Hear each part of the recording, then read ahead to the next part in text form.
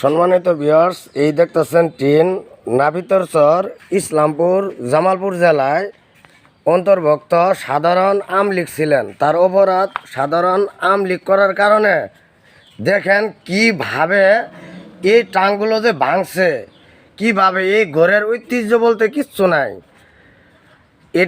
এটার জন্যই কি ছাত্ররা কি এই দেশটাকে স্বাধীন করা হয়েছিল? এর জন্যই আমি দেখতে পারলাম যে তার ঘরের কোনো পরিবেশই নাই।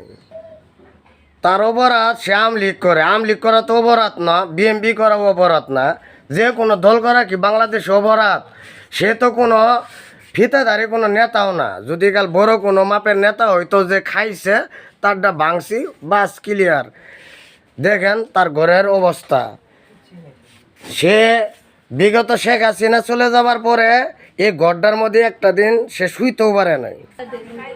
এগুলি কারা এই কাজগুলি যারাই করুক, আমি আইনি শপথ দেয় তাদের দৃষ্টান্তমূলক শাস্তি চাই। তাদেরকে শাস্তি না দিলে বাংলাদেশে সহিংসতা বেড়েই চলবে। সাভারা, নাভিতর চর, ইসলামপুর, জামালপুর।